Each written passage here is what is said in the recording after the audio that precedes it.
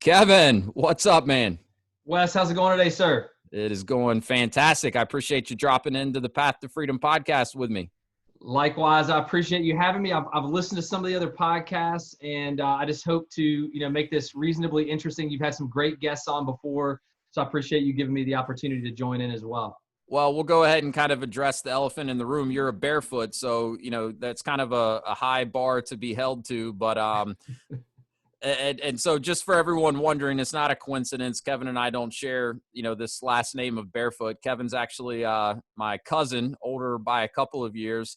But man, Kevin's someone that I've learned so much from over the years, and like probably a lot more than you even realize. Because I was always kind of watching you as a younger kid when we'd get together at family outings and that sort of thing, and just always kind of watching and observing. You were kind of the cooler older cousin, and but then, as we got older, we went to the same college. We were, in Wilmington for a couple years together, got to spend some time with you there. And then, just kind of seeing what you've done over the course of your career. And you've introduced me to some people, some mentors. And, I've just learned a lot directly and indirectly from you. And, you have a cool entrepreneurial kind of theme that runs throughout your career. And I thought it would be a story, worth sharing here on the podcast. And I think everyone listening will get a lot from it. So I'm excited to have you on. Yeah, well, I appreciate that. I would say two things in response to that gracious intro. One is that at 39 with two kids, I am no longer cool. So I can confirm that that's the case. Yeah. And then two, the way that you're going, I'm going to be asking you for a job in the future, man. Like you're tearing things up right now. Well, hey, man, we'll see how that goes. But no, I mean, I can only give credit to the people that I've been fortunate enough to learn from. And, part of the whole purpose of this podcast is just so I can share, what I am learning kind of going down my own path to freedom. And so I feel fortunate to have had a lot of awesome mentors over the course of my career. And I know that's something that you've been fortunate in that regard as well. And something I'm sure we'll talk a little bit about today No is doubt. kind of how you can seek out mentors and leverage everything that you're able to learn from them. I know that's something that you've really done a good job at over your career. So, for those listening in, share a little bit more of your background with the audience so they can kind of, get a little better idea of kind of where your experience lies. Yeah. So I guess for context of a podcast, I'm 39, and after graduating UNCW in 2003, I've really kind of always been involved in either startup companies or very small teams, nimble kind of growth-oriented companies. Yep. More recently, I started in 2009 working for a company called Winthrop Intelligence. And, we built an online database platform specifically for college athletic departments. And, when it launched, it was really the first service of its kind that existed in college sports. Yeah. So it was really a cool experience to build a product and really kind of create a niche in an industry that I loved from scratch. And so we created that niche and really grew it. But I think, even going back to my days, my first job out of college was with a startup software company, and we did analytics software for the restaurant industry. It was my first job out of school, making $18K a year. Yeah. Plus commission. But, I think generally I've always been drawn to environments where, you can individually impact the growth and trajectory of that company. You can go in and move the needle on a day-to-day basis. That's always something I've been drawn to. So you think that's kind of what's always attracted you to these smaller startups, is really feeling like, you're able to make an impact?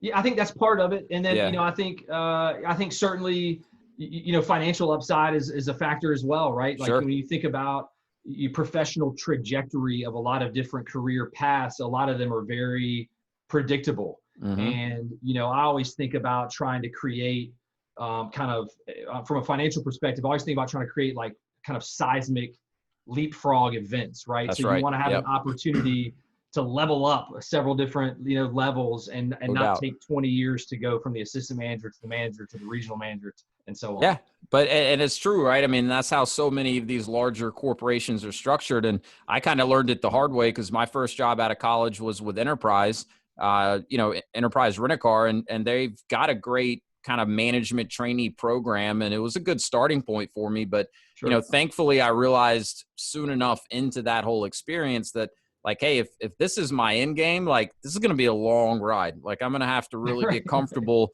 because it's like so many big companies, they bottleneck at a certain point. Yeah, And once you get for to a sure. certain level, you're just kind of waiting for the person in front of you to get fired or go somewhere else, or for something to happen to cause that position to open. And it's kind of just a waiting game. Yeah, And then I would see other people get promoted, but in order to get promoted, they kind of had to be willing to, like, move to Wichita, Kansas, or wherever the next position sure. opened. And that's not something I was really interested in either. So, it sounds like you kind of had some insight into that, and the foresight to know that you weren't really interested in playing that game and wanted to give yourself more upside from the start. No doubt. Financial upside is certainly a component. But then, there's the component or aspect of like creative kind of freedom as well. Mm-hmm.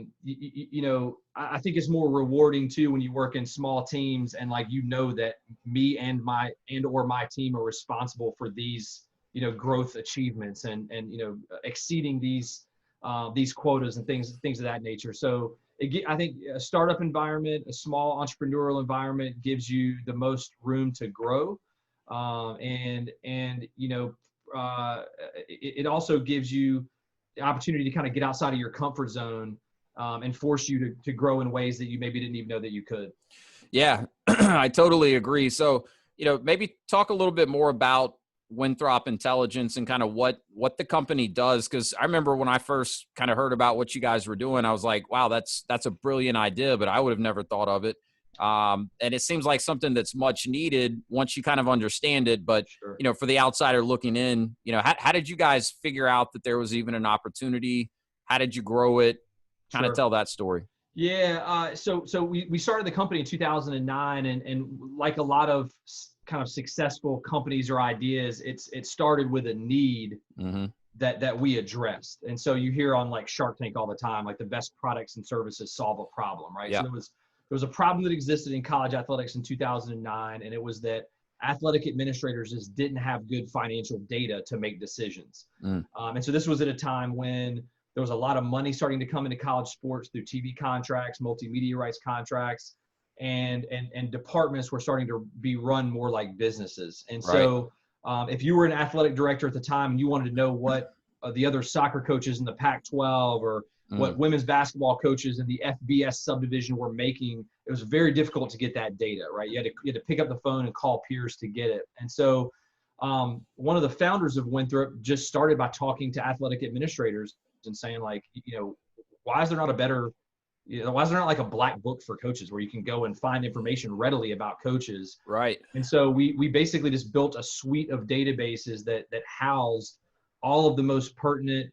and important financial info that athletic departments needed to run their business. And it ranged from coaches' salaries and performance histories in every sport to detailed revenue and expense data.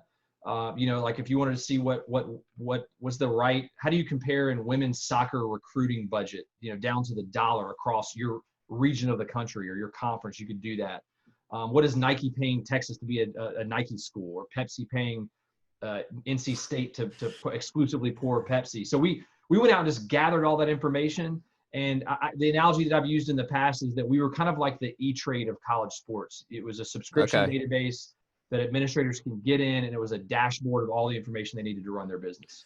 So how did you guys go out and gather all this information, or is that proprietary?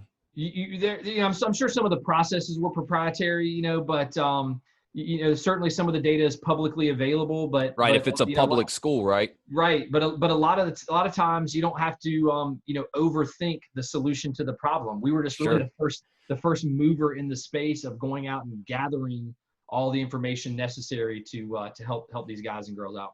So you guys established the need, figured out kind of a way to go and gather all this information and this data, but then someone had to go out and kind of sell the service, right? Because it was a subscription model, right? That's right. So that was kind of where you really, came in and helped move the needle for this company. You were kind of the face of the business on the sales side, right? So, what did that look like? Because you guys went from being, kind of the first company to have this idea to it, if I understand correctly, really kind of becoming a staple within college sports. So how did that play out?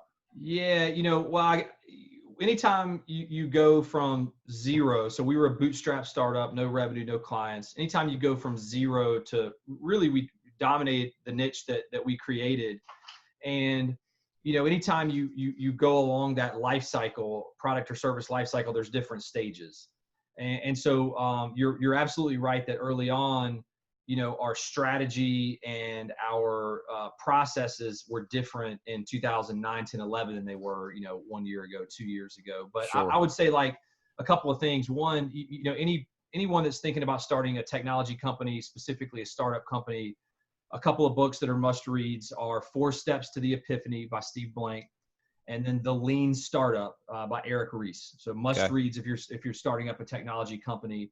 But one of the pieces of advice that I got early on from one of my mentors, a guy named Tom Looney, who you know really well.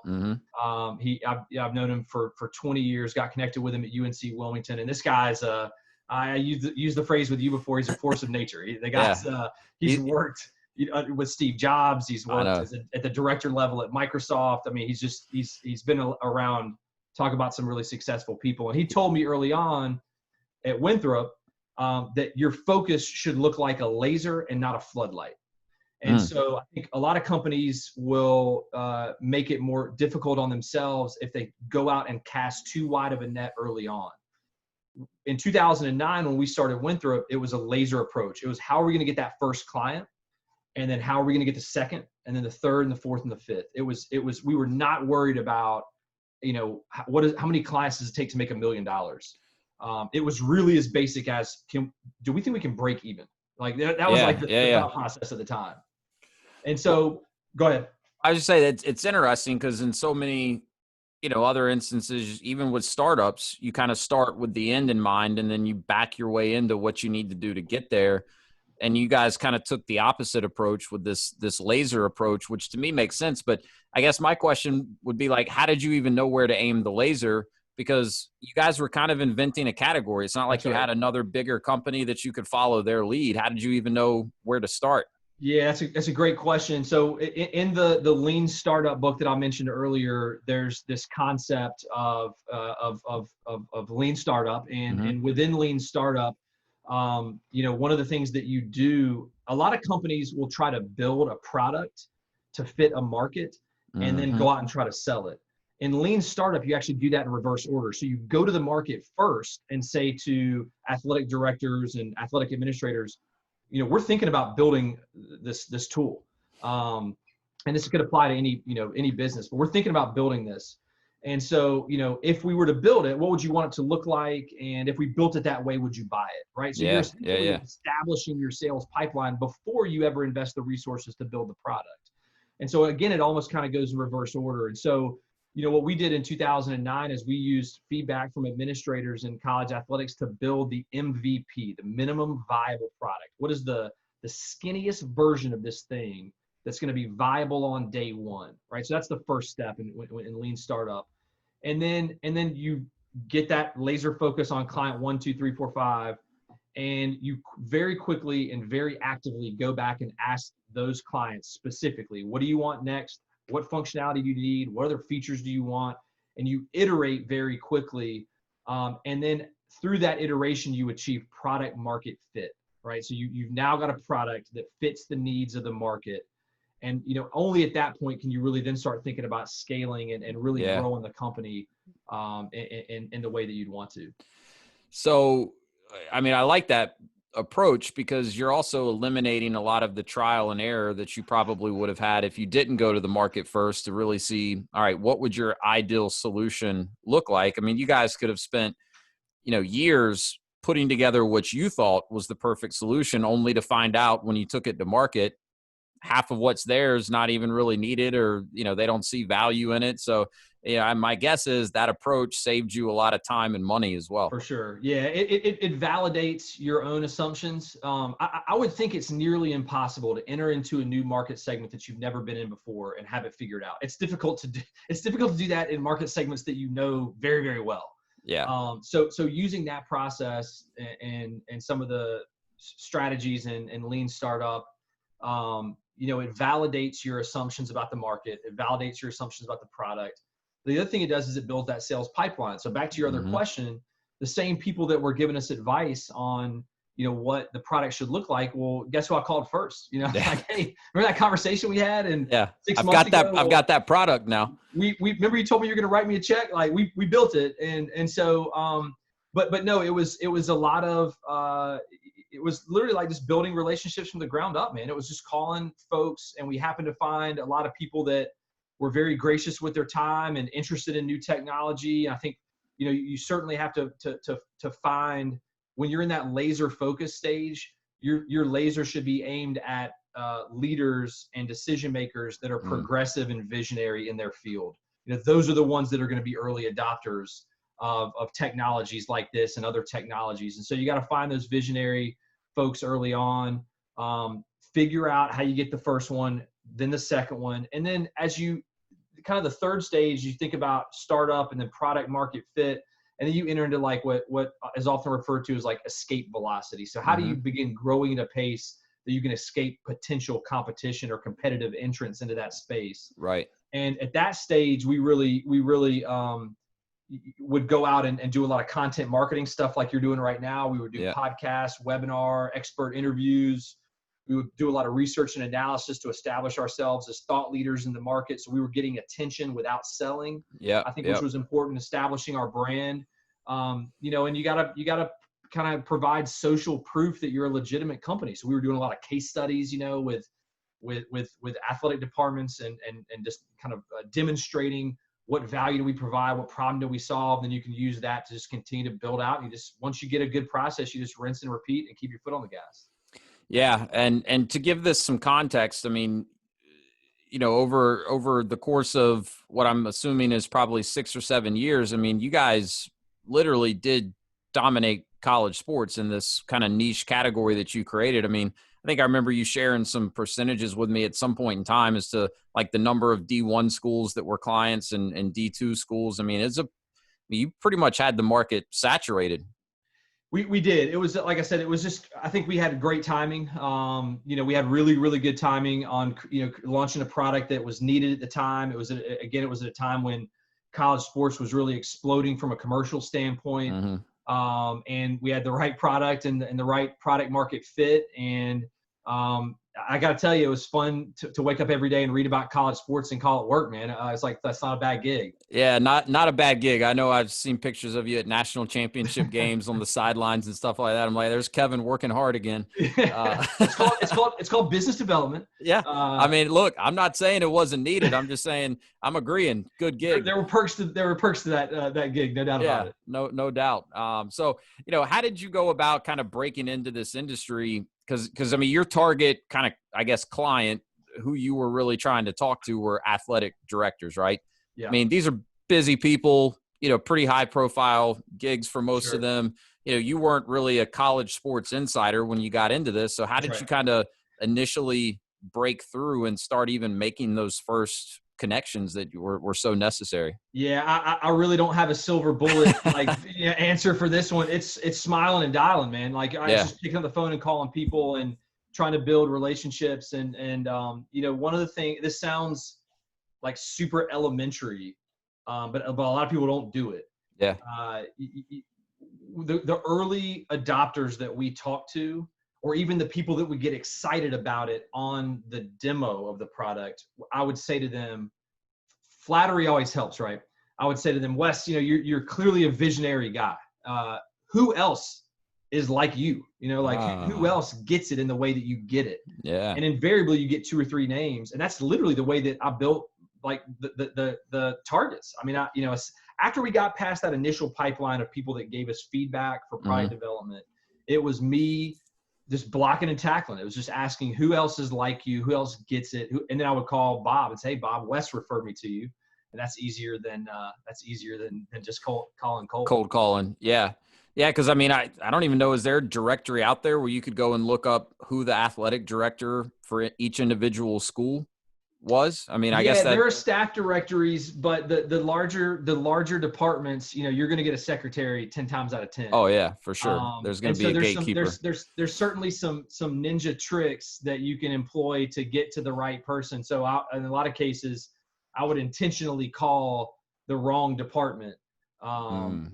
and say, hey, can I get transferred to Steve or Susie or whoever? Oh, I seem to have gotten, like, here's sales, or in the case of athletic departments, their sales arm is fundraising, right? Mm. Mm. Sales and fundraising always pick up the phone because they're trying to sell you something. So Sure. you call them and you're not going to get a voicemail, and you're say, oh, I got transferred to the wrong department. Can I get the athletic director? And then they would transfer. There's some. So you find like a backdoor way to That's get right. in. That's right. That's right. And you just kind of figured that out from trial and error, I assume, I right? It's like you did. I said, did. smiling and dialing. That's it, man. I'll tell you, this is funny too. I don't know if I've ever told you this before.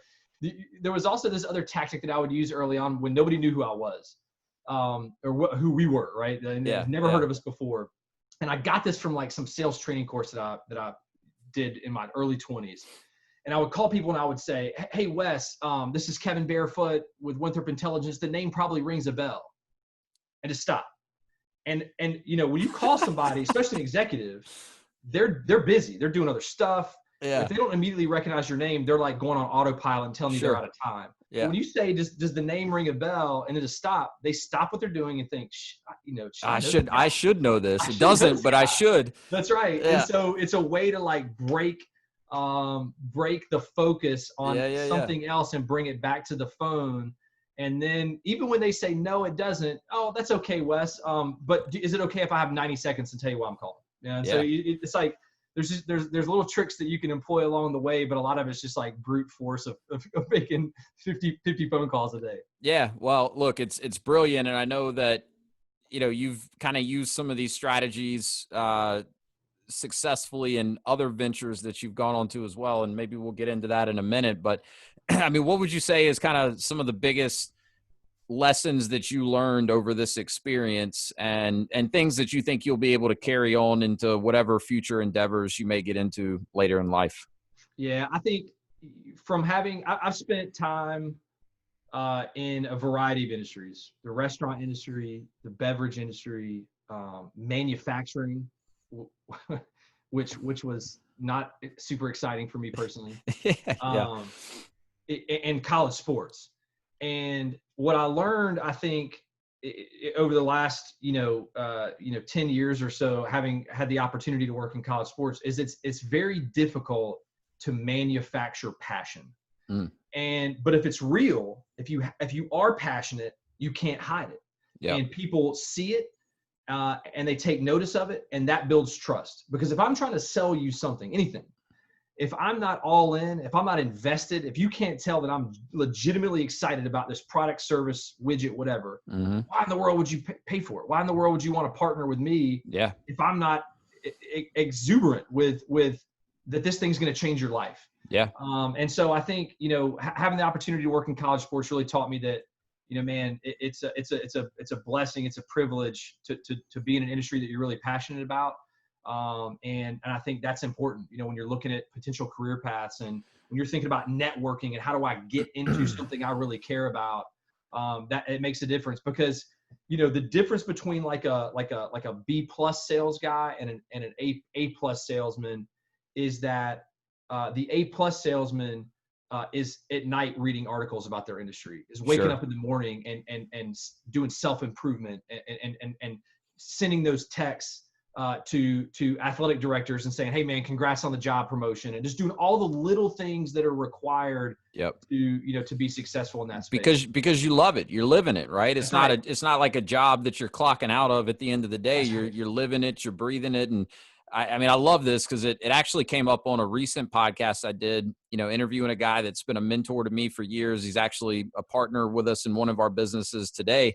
And he talked about the same thing, right? Which is, when you find that thing that you're passionate about, that's when you can do great work. And he used a Steve Jobs quote along those lines, but he's like, that's what you've got to lead with. If you just do it because you think the money's going to be good or something like that, you probably won't perform at your best, and you're going to be miserable even if you are making decent money. And he kind of used the example, like he floated around through most of his 20s. It wasn't until he was in his early 30s that he kind of got into something that he was really excited about. But to your point, he was reading about it at night. He was always strategizing. I mean, he was just eating it up. And then the success and everything followed. And so, I think you've got to just give yourself some flexibility to try different things, right? Because you could have very easily passed on this opportunity to go, work with this startup, right? And Yep. one of the other things I wanted to have you hit on was, how have you, and I think you've demonstrated throughout your career that you have the ability to push through the fear, uncertainty, and doubt that most people experience when it comes to a risky move like going to work for a startup, or leaving a great comfortable job to go work in another startup, or whatever the case may be. But I mean, you just had your first kid, or were getting ready to have your first kid when you went to work for this startup. Is that right? Yes. So when we launched Winthrop Intelligence in 2009, I had a 3-week-old. Our official launch had a 3-week-old. Yeah. And for anybody that's listening to this that has kids, and you do, that first like 60 to 90 days is boot camp, man. Oh, It's yeah. like Yeah, mom's yeah. crying, kids are crying, everybody's crying. Everyone's crying. It's brutal. Tears And everywhere. you don't know what you're doing. And I viewed it as it was absolutely a risk. Yeah. But I viewed it as a huge opportunity to work in an industry that I love, that I may never get a chance to again. Sure. And what could this lead to next, right? And so I was willing to take that risk, and you just throw yourself into it. And you talk about fear, uncertainty, and doubt. You should throw pressure in there too. I think True. entrepreneurs all to a certain extent thrive under pressure, and are not shaken by that pressure, because when you got a 3-week-old, my wife's at home with the new baby. My father-in-law is probably looking at me like, what the hell is this guy doing? Like, what's this guy doing? A stable job might be timely here, Kevin. You might want to think of it. So, right. And I'm doing a startup. Actually, my mother-in-law has a great picture of me, like after the baby's delivered, and you get to go to that like post-delivery room. Yeah. Where the dad has that really uncomfortable recliner to sleep in that Yeah, night. the little cot. Yeah. Yeah. So she has a picture of me, and I'm just like passed out asleep. And I have like papers all over my chest because I'm in the hospital reading about financial reporting in college athletics. But I was all in, So Yeah. it was, I was trying to be up to the challenge. Yeah. Well, it's a cool story. And then, so talk a little bit about some of the doors that all of this experience, opened for you. So you went from basically creating a new category within an industry to then kind of jumping into a very well-established, very large category that's like dominated by some major players, and trying to launch a brand in that category. So kind of a 180 in one sense, but at the same time, very similar to what you'd already done, in that it's very entrepreneurial, and you were kind of the guy to lead the charge and make it happen. So tell us a little bit more about that. Yeah. There's a lot of books and podcast discussion and webinars around how do you get your next job, and how do you ascend in your career. The sweetest, shortest advice I've ever heard on that topic is crush your current job, and people are going to take notice. Yeah. And so I think over the stretch of time working with Winthrop Intelligence, I built just a reputation, I think, of being able to get the job done in a new industry. And so in 2019, I got invited to take part in the launch of a new beverage brand. And now, everybody is familiar with White Claw and Truly, and hard seltzers become a massive category in the alcohol space. But in early 19, I got the chance to latch on with a startup beverage company who was launching the first USDA organic hard seltzer, and name's called Sup. And for me, it was like circa 2009. It was like, this is this unique opportunity for me to just bolt onto this company. Maybe we make it great. Maybe this thing goes to the moon. But it was a chance to learn an entire new industry, test the skills again, push yourself outside of your comfort zone. And so I spent a large portion of my time last year and in early 2020 working with this beverage firm, and it was a great experience, man. We were able to launch the brand in 14 states, and you'll find Sup in grocery stores of 14 states, a lot in the Southeast. And it was a great experience, like I said, to kind of push the boundaries and really learn a new industry. And so I thoroughly enjoyed it. Yeah. I mean, it's impressive what you were able to do with that. And I think some of the same kind of cold calling strategies that you just talked about, you were able to deploy. But I remember you telling me a good story. I think it was maybe at our Christmas get together last year about how you were able to get in front of some of the key buyers at some of the big grocery chains. Yeah. Do you remember that story? I do. Yeah, I do. So when I started with the company, it was called Drink Design Collective is the name of the company. And their founders were like mid-20s.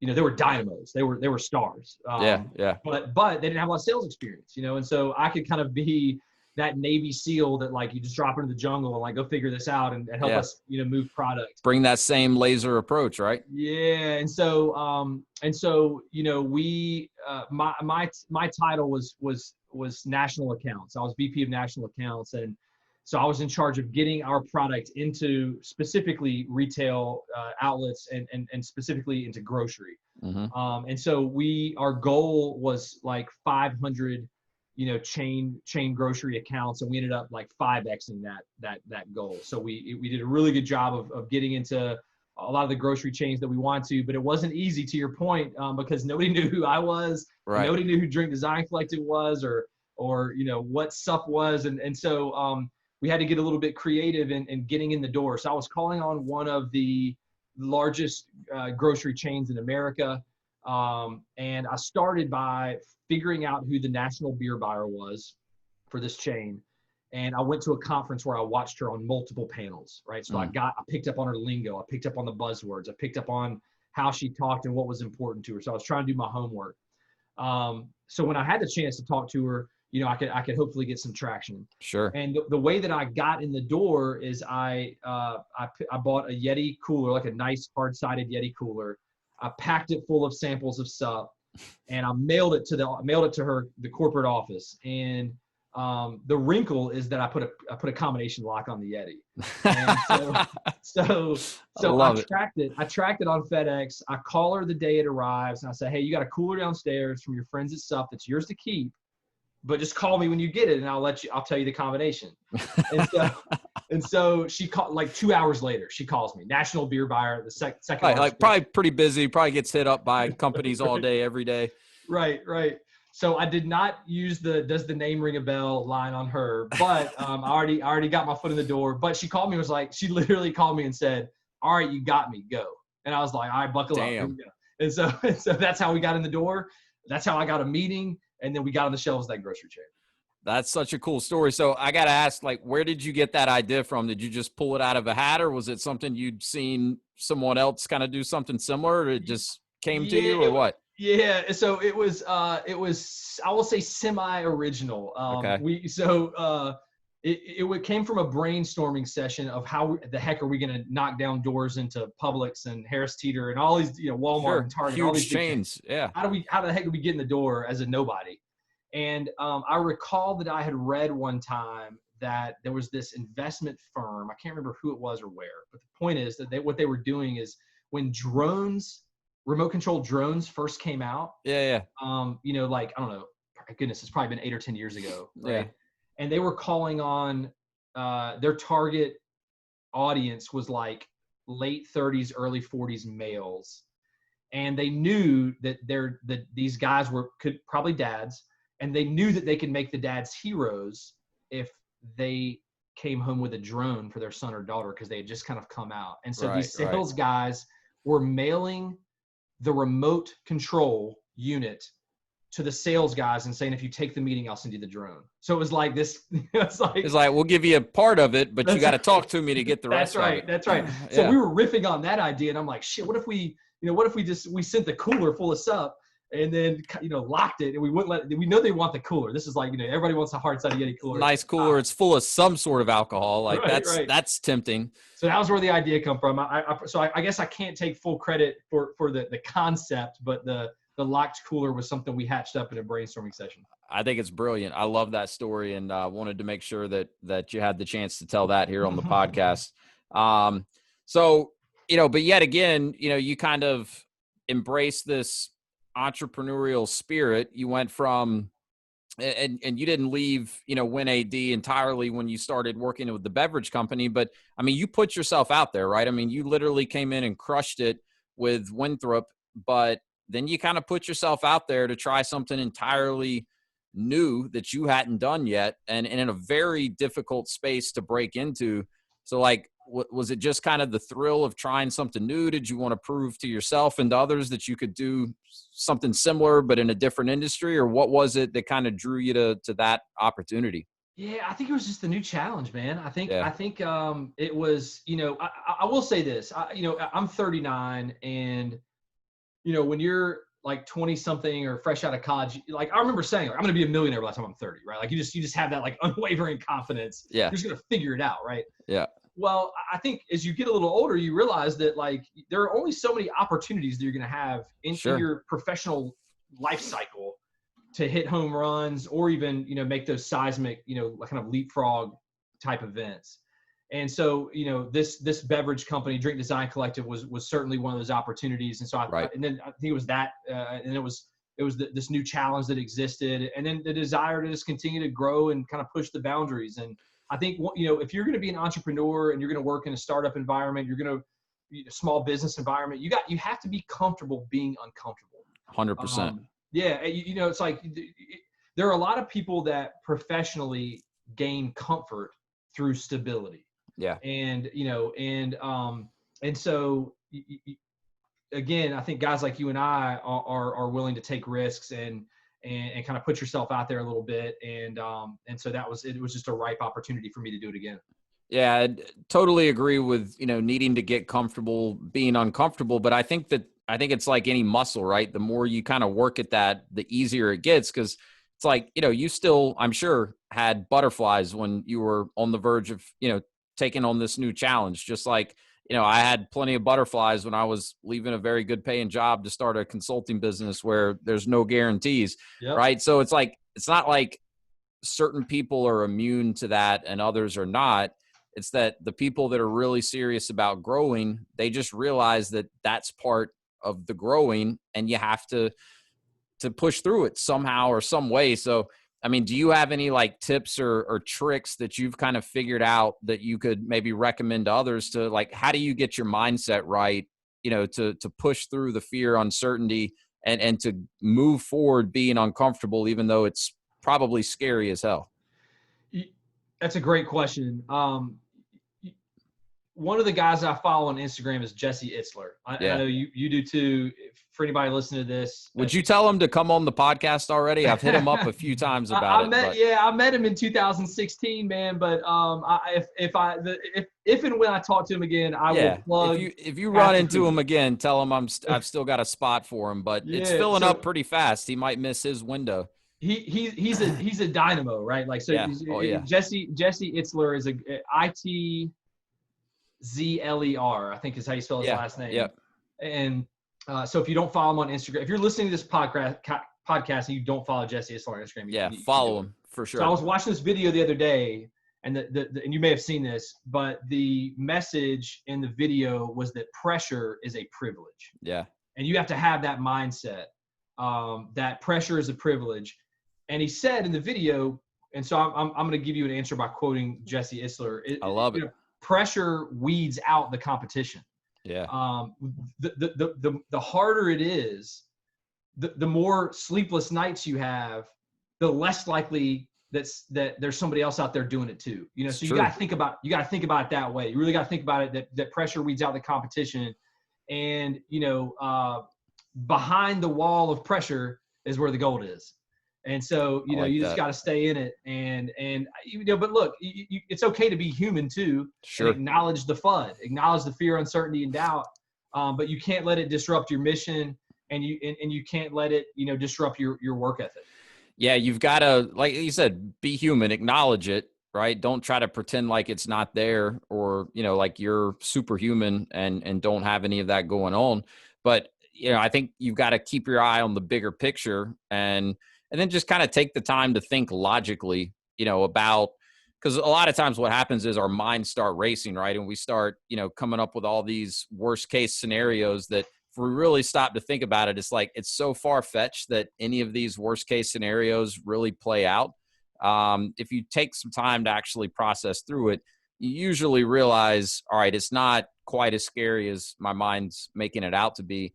And, the other thing, kind of circling back to what you mentioned earlier about, there's only so many of these big opportunities that are going to present themselves to us, and I think it's partially just getting older, right? But I'm very conscious now about wanting to make sure I don't have regret later in my life, right? So, I think about, all right, what's the risk of doing this? And then that's what I think everyone thinks about. And that's where a lot of people get hung up, and where they stop themselves from making life-changing growth type moves.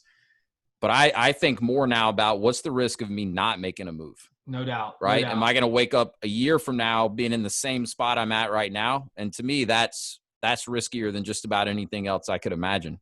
Yeah, no, 100%. And I think the obvious caveat to this entire conversation and discussion around entrepreneurialism and startups and things like that is it ain't for everybody, right? No, Like no. it is not for everybody. Yeah. And that's okay. That's okay. But as I just mentioned this a second ago, pressure weeds out competition. And if it turns out that you've given small business startup, a shot, and man, you're going to reduce your anxiety and your blood pressure and your health by just, like taking a more predictable job. That's okay too. Absolutely. But I'll say this too. I'll give my wife a plug here. It helps to have supportive husband, wife. When I was 100%. She's 9 months pregnant, and I'm thinking about taking this job with Winthrop Intelligence. She's like, "You got to do it." I'm like, Yeah. are you serious?" I'm like, she's like, "Got to Yeah. do it," because she knew and I knew that if I ended up in a cubicle at a huge company, I was just a number, and I would just spend every day like dying inside a little bit. Yeah, So it's like, for sure. It's like, so I think you're right. You got to assess the risk. What's the risk of inaction? And this is another good one too. One of the founders of a previous company that I worked for said this, and it's not eloquent, but you get the point. He said, "We're on Earth for such a short amount of time. Do you just want to sleepwalk through it, or do you want to flex on the world?" And it was like, man, flex on the world. I love it. Like, I want to flex. Like, right, it's time. Like, it's go time. So you and like I said, you kind of have some of that burning desire and that energy, or maybe you don't. Yeah, that's how I feel about it. And 2 points you made that I love. One is, we're not talking to everyone. If you don't even have the desire to go be an entrepreneur in some form or fashion, that's cool, right? Who we're really talking to are the people that have that itch, but they're really struggling with taking the moves that they need to get there. Because we've all been there, and we'll be there again, right? Next time it's time to take that next risk, or decide, should we take this next opportunity? The same FUD, as you put it, fear, uncertainty, doubt. It's always going to be there. And then having a supportive spouse is a game changer. I mean, my wife was amazing when I told her I wanted to leave my job and the salary and the commission and the benefits and all of that, and she was 100% supportive, which makes it a lot easier to get comfortable taking the risk. So that's a key. Because there's going to be sleepless nights. There's going to be days where you're wondering if an event or some circumstance you can't control is going to totally derail what you've spent years working on. That's just part of it, right? Yeah, it is, for sure. So, one other thing I want to hit on before we get into the lightning round, because you've referenced a few times throughout this conversation some of the mentors that you've had, over the years. And to me, that's always been something I've really admired about you, is you just almost seem masterful at kind of creating these connections with very influential people that are willing and eager to help you, right? And to open doors for you and connect you with people. I mean, you've introduced me to some of these mentors. I mean, number one, like, how have you gone about doing it? Is it something that you've learned to do, or do you think you're just you naturally have that personality that draws those type of people to you? I think it's neither. I think it's a learned trait. It's a learned skill that any personality type can do. Okay. So you don't have to be born with it, or anything like that. And then to answer the other part of your question, it is something that I was very deliberate and methodical about. So It's just like any other aspect of your life. You're not going to get muscles without working out. So you have to work at it. And so, in fact, that's how I got started in a startup company right out of college. Is that before graduation, I started actively reaching out to people that I knew that were successful and saying like, how did you do it? Right. Seek advice. I jokingly said earlier that like flattery will take you places. I mean, it's true. Sure. And it's especially if you're authentic about it. Like I was authentic when I would call Right. people and say like, hey, I want to be successful like you. I want to take a creative and a different path professionally. What can you, are you willing to share some time with me? I mentioned Tom Looney earlier in the call, one of my mentors that I've known for 20 years now. I literally met him one time through the Cameron Business School at UNC Wilmington. And I just cold called the guy like a week later and said, hey, can I buy you tacos? I'm a broke college kid. Can I buy you like $1 taco? And he was like, absolutely. And we went out and had tacos and beer and like hit it off. And we've been friends ever since.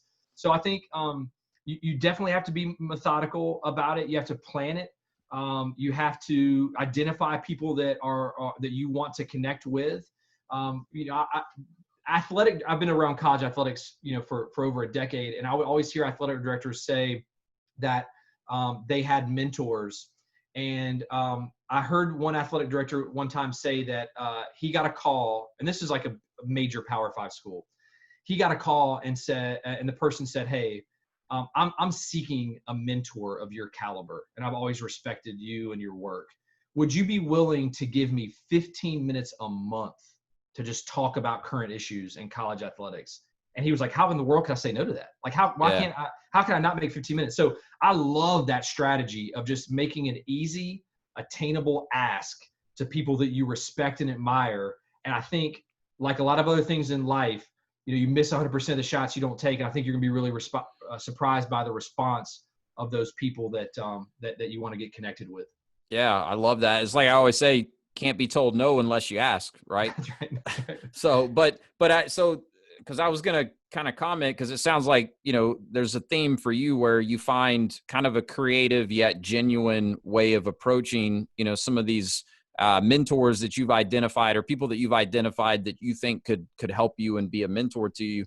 And because I've always kind of heard that like the worst way to go about it is to say flat out like, hey, do you want to be my mentor? Because to them, it's like this big monumentous unpaid job essentially that they would be signing up for. So, this other guy that you referenced, at least he was very specific, right? And he kind of scaled it back. So it's like, hey, I'm not asking for the world. I'm asking for 15 minutes a month. Like, can you swing that? You're right. Little bit of flattery thrown in there too. That goes a long way. Yeah. And I think you hit on another important point too, is like when you build genuine relationships, people want to help you out. And so I'll give you an example. Every software demonstration I did at Winthrop Intelligence, somebody was willing to take an hour with me and review our product. I would write a handwritten note to that person every single time and mail it that day. Yep. And so that immediately demonstrated that I was a little bit more thorough probably than other people that they were dealing with. Sure. I was a little bit more thoughtful.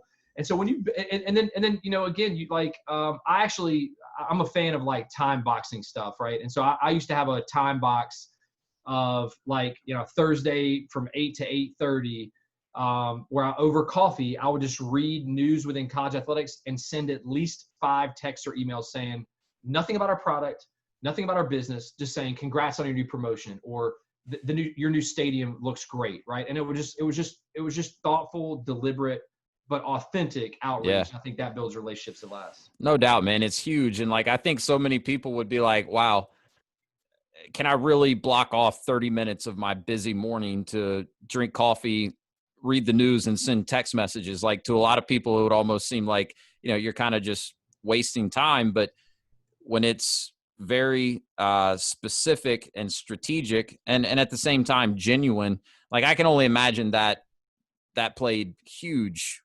benefits for you in some of the relationships that you were able to develop and even further develop through doing that. For sure. And the other thing too, if you're in an industry that you're going to be in for a period of time, you got to treat everybody as if they're the athletic director, whatever the equivalent of athletic director is in your industry. Yeah, because they may be one day. I was exactly right. I was talking to the deputy athletic director at a Power 5 school a couple of weeks ago, and he said to me, "Do you remember when I was like a lowly assistant to the assistant athletic director, assistant AD of business at this school, 8 years ago. And he was like, you spent a ton of your time with me investing in the relationship, talking, sending a follow-up note, all that stuff. I had no clue this guy. He's going to be a big time AD. So it turned out that worked okay, But yeah. But I think that's another example of kind of genuinely investing in people. And I know it sounds cliche, especially on this kind of podcast. But yeah, I mean, it's worth reiterating because it doesn't matter whether it's just business or life. I mean, treat people with respect because you never know, when the tables may be turned and you need something from that person. And if you treated them like they were nobody and their time wasn't worth anything, then, you may get that same type of treatment from them one day and be on the receiving end of it. No doubt. Because listen, there are people out there that, like me, have steel trap memories. I remember no's that I got in 2010 and people big timing me in 2010. And I was like, I mean, a decade later, I still can tell you who it was that said it to me and when. And so you never know when you're going to run into that similar steel trap memory of somebody you big timed and you didn't treat them respectfully. Well, and one thing I've learned, and I would imagine you have too, with a last name like Barefoot, you got to really be careful to make sure people remember you for the right reasons and not the wrong reasons, because that name kind of tends to stick with people. It's not one that they forget easily. So for sure. I'm sure. Like my wife, yours got a lot of like barefoot and pregnant jokes when she was. Many. When she was pregnant. So many, yeah. She was, I think, a little bit less excited to marry me just because of the last name, but now she loves it. Way worse. It could be way worse, right? Now she loves it. So she's a proud member of the Barefoot family, and I think you and I are both in the same category where we were lucky we got to marry up. So no doubt. Our wives were both somehow are able willing to take a step down, but they have short memories, long patience, and our saints. Hey, God bless them. Well, man, this has been a lot of fun. This has been great. Let's hit the lightning round real quick, and then I'll let you go. Sure thing. And then if anyone can hear in the background, my 3-year-old daughter is trying to bang my office door down. That's the authenticity. That's the authenticity. With the Path to Freedom podcast, you don't get that elsewhere. That's right. This is not a professional studio. This is my home office with a 3-year-old on the other side of the door right now. Well, see, mine are 10 and 8, so they're old enough to I preemptively scolded them earlier. I'm like, listen, Dad's on a podcast later. You can't, don't come beating on my door. Yeah, because your oldest, he's getting pretty big. He'd actually knock the door down if he wanted to. Mine's not going to knock the door down. She's just going to try until she gets bored and wants to go do something else.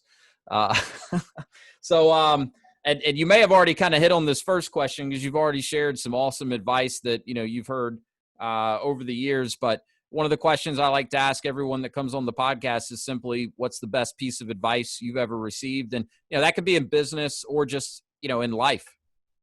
Yeah. I don't know if this is like, advice, it's kind of like themes that I think are very applicable and very powerful. Mm-hmm. And I'll give you 2. The first is that you either give people energy or you take it away. And you can choose which one of those you are. And I think if you can bring, and it goes back to the passion conversation we were having earlier, if you can give people energy, people are going to gravitate towards you. They're going to want to buy things from you. They're going to want to partner with you. Yeah. They're going to want to give you opportunities. And so that's something that I always stay cognizant of. Nobody wants to be around the guy that's complaining about what happened last week. Yeah. Or any of that stuff, right? So you either give people energy or you take it away. The other one I would say is that somebody told me this in my 20s, and I've remembered it since then, and it's that you're either getting better or you're getting worse. There's no in between. And stagnation doesn't work within a capitalist system. If you're not getting better every day, your competition is. So that's effectively, right. You're getting worse. Yeah, so true. Whether that means for you that, you got to get better physically, better health, whether that means that, you read that book that gives you some knowledge that you didn't have before, or, you're time boxing ways to build relationships, you just continually find ways to exercise those muscles, as you put it, a few minutes ago, and I think Yeah. that'll serve you well. No, I love that. I like put that way of kind of thinking about it. And it goes back to what we talked about earlier about just getting comfortable being uncomfortable, right? Because if you get comfortable, that's the same as being stagnant. And yeah, in the world that we live in, that just means other people are passing you up. So effectively, you are getting worse. So Wes Barefoot's coming for your job. That's what's happening. no, I'm just going to help you leave your job and get There into you go. business for yourself so you don't have to answer to anyone. Because There you go. one thing I've learned about myself, I'm not a very good employee. So I just had to figure out another way to make a living where I don't have to answer to someone else other than my wife, who's much smarter and better looking than I am. So I can get comfortable answering to her. But I would agree on both points. yeah, yeah, no doubt. All right, next question. Do you have a morning routine? And if so, do you mind sharing that with us? Yep. So here, nothing probably like earth shattering. I'm a list guy. Yeah. And so I typically will spend a little bit of time either the day before, end of the day, or first thing in the morning, building a list of the most important, not everything. Mm-hmm. What are the things that if I get those things done today, I'm going to win the day. I'm Yep. going to be successful today. And so I make that list, and I have really strong focused on that list to start the day. Because if you can get to 11 a.m. and you've already checked off 4 things Yeah. that you've deemed are going to make it a successful day, I think it changes your outlook as well a little bit. You're like, I ain't even gone to lunch yet. I'm already smashing today. So it's like, Well, not only that, but like the further you get into the day, the more chance that something's going to come up that derails your day and takes your attention elsewhere. So no doubt. yeah, you get up. Number one, you've got to identify what are I think of them as HPAs, high payoff activities. What are my Okay. high I like payoff? the acronym. Yeah, HPAs for the day. And yeah, the sooner you can get to work on them and knock them out, then you've got a little more cushion for when inevitably the unexpected happens and it requires you to focus your attention elsewhere. Build the HPA, do the HPA early, knock it That's out. right. That's how Yeah. I'm winning the day. So I'm curious on that note, do you have like a specific software, anything you use to build your list and stuff? Or are you like old fashioned pen and paper and a notebook? So I owned a flip phone, so that tells you that I have some old fashioned in me. I've been around long enough to be old fashioned. So yeah, I'm pen and pad.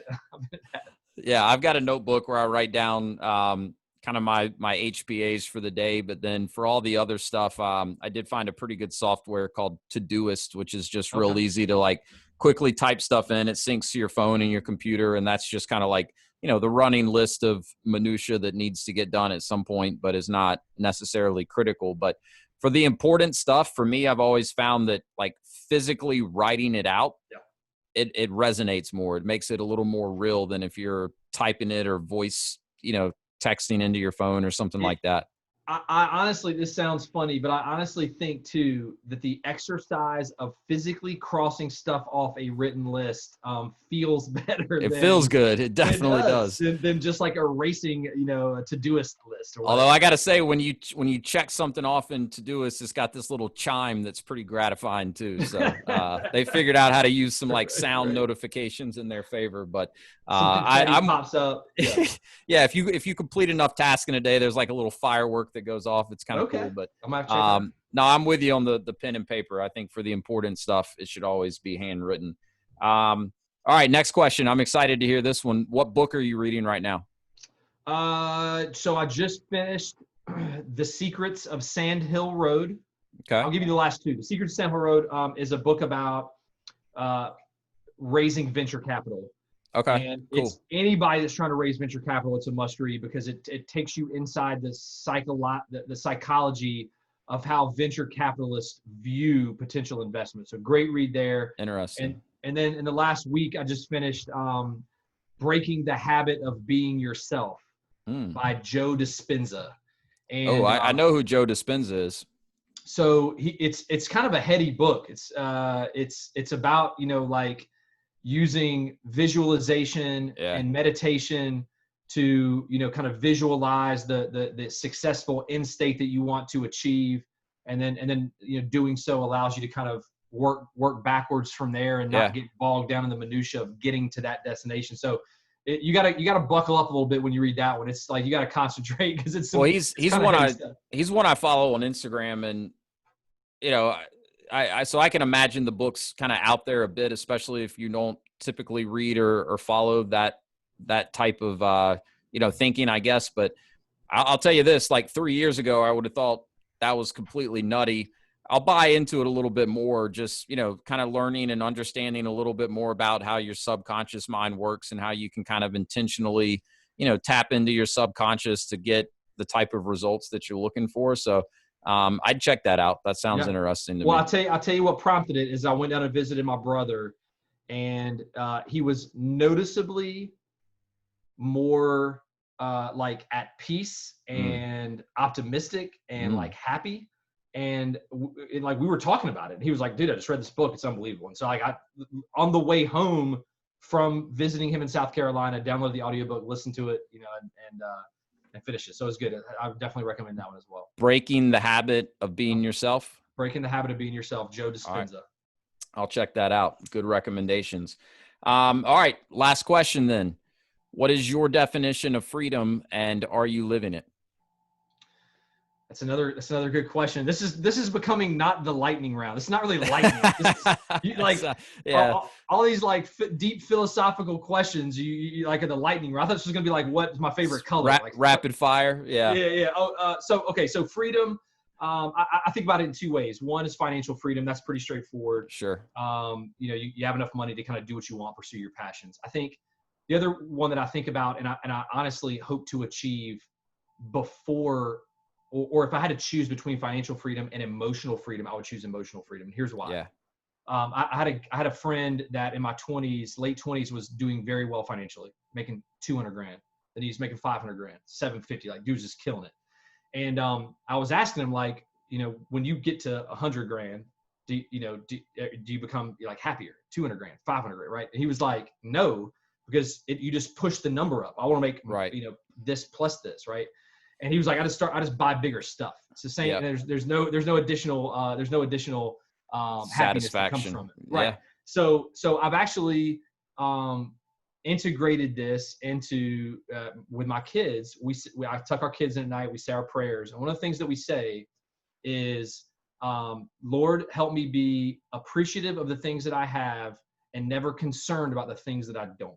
I And love that. I think if you can get to that point, where your emotional freedom is not tied to a financial number, but you are, at a point where you're appreciative of your current state, then man, the world's your oyster. You've already won. Yeah. It's well put. And I think a great way of looking at it, because, financial freedom, the number is a different number depending on who you talk to. Right. Right. And, there could be one person that, they're bringing in $60K a year passively. That's financial freedom for them. Right. The next person you talk to could be at 100 million a year, and they're miserable because they're just, like you said, trying to jump to that next number and looking to buy bigger stuff because they're looking for that to fulfill them. And, it's the type of thing you hear it from people that are successful, and maybe it resonates some with you, maybe it doesn't. But I mean, I've seen it. I hit a milestone when it comes to earnings or Sure. something like that, and it's like, it never feels like you imagine it's going to feel, right? Where like you Right. just have this like, warm and fuzzy on the inside. It's like amazing how quickly your mind just kind of goes to, all right, on to the next, That's So right. I think that, emotional freedom that you talked about, that's got to be the most important thing, because, the money itself is not ever what's really going to fulfill you. So I like And it, that. And I like what you talk about with your kids and trying to instill that with them. yeah. I ask my daughter every night when I put her in bed is, what do you have to be thankful for, and have her kind of, go through and name some things that she's thankful for, with kind of that same intention, which is Sure. focus on what we do have and not worry about things that we don't have. Well, and especially for kids, man, it's like, I think I'm gonna sound probably, like an old man, get off my lawn with this observation, but we live in like a culture, like Instagram culture, where I think our kids, and then as adults, we're bombarded with things and imagery and narratives that aren't real, Yeah, and so it's like setting up false hope that you're ever going to get there, because the people that are showing you those images, it's not their real life either. that's right. Yeah. So if you can be appreciative of what you have and not concerned with what you don't, man, you got it made. You're winning, and then you can just go about your business and find satisfaction from other achievements as well. Totally agree, man. That's gold right there. Well, look, I love it, man. This was a blast. It's something we've been talking about doing for a while, so Yeah. I'm glad we were finally able to make it happen. Quickly, let everyone know where they could connect with you if they want to reach out and have a conversation. Yeah. So, well, you can find me on the Path to Freedom podcast, number That's one. right. Um, I would probably say LinkedIn, man. Yeah. Yeah, LinkedIn. I think my profile is under Kevin W Barefoot. So hit me on LinkedIn. Drop me a note there. Say that you listen to the podcast, and I would love to connect with folks who are listening. And I think that'd probably be the best way. But again, I want to thank you, man. Like you said, we've talked about it for a long time getting on here. It's a privilege. I appreciate you giving me the opportunity. And I'll say to you too, that I continue to be impressed with what you're building, the resolve that you're showing, the entrepreneurialism that you're showing. And I'm excited for what the future holds for you as well, man. Well, that's awesome, man. I really appreciate it. It means probably a lot more than you think, because as I mentioned, I've learned a lot from you over the years. We'll continue to learn from you, but you've had a much bigger impact on me than I think you even realize. So appreciate you, and thanks for making the time to drop in on the podcast with us. Go flex on the world. All right, man. My pleasure. Take care.